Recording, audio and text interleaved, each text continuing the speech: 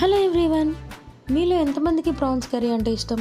నాకైతే prawns curry అంటే చాలా ఇష్టం. సో ఈరోజు దాని మేకింగ్ ప్రాసెస్ చూసేద్దాం.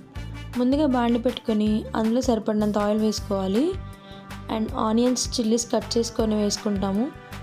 ఆనియన్స్ చిల్లీస్ బాగా ఫ్రై అయిన తర్వాత అందులో జింజర్ గార్లిక్ పేస్ట్ యాడ్ చేసుకున్నాను.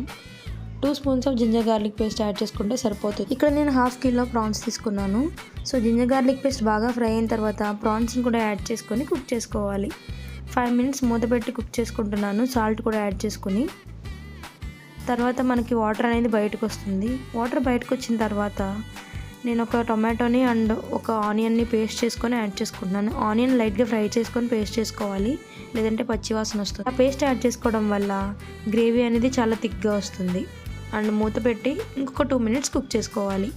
ఇప్పుడు ఎప్పుడైతే ఆయిల్ బయటకు వస్తుందో నేను కారం యాడ్ చేసుకుంటున్నాను. 2 స్పూన్స్ ఆఫ్ కారం అయితే సరిపోతుంది. మీ టేస్ట్ని బట్టి మీరు అడ్జస్ట్ చేసుకోవచ్చు. మూత పెట్టి ఇంకొక 2 మినిట్స్ తర్వాత ఆయిల్ మొత్తం బయటకు కనిపించినప్పుడు 1 గ్లాస్ ఆఫ్ వాటర్ని నేను యాడ్ చేసుకుంటున్నాను. ప్రాన్స్ ఎప్పుడు బాగా కుక్ అవ్వాలి, లేదంటే పచ్చి పచ్చిగా ఉంటుంది. ప్రాన్స్ క్లీన్ చేసుకున్నప్పుడు కూడా చూసుకొని క్లీన్ చేసుకోవాలి. కొంచెం చింతపండు యాడ్ చేసుకుంటున్నాను. అదొక డిఫరెంట్ టేస్ట్ని ఇస్తుంది. పక్కా ట్రై చేయండి. అండ్ 10 మినిట్స్ తర్వాత కుక్ అయిపోయింది prawns curry. Garam masala 3 spoons, అలానే కొత్తిమీర వేసుకొని 2 మినిట్స్ కుక్ చేసుకొని ఆఫ్ చేసుకుంటే అంతే, ఎంతో టేస్టీగా ఉండే ప్రాన్స్ కర్రీ రెడీ అయిపోతుంది. దీన్ని ప్లేట్లో వేసుకొని ఆస్వాదిస్తుంటే అబ్బా ఫీల్ సూపర్ ఉంటుంది. మీరు కూడా ట్రై చేసి ఎలా వచ్చిందో కామెంట్ చేయండి. Please do like, share and subscribe to Divya saying. Thanks for watching.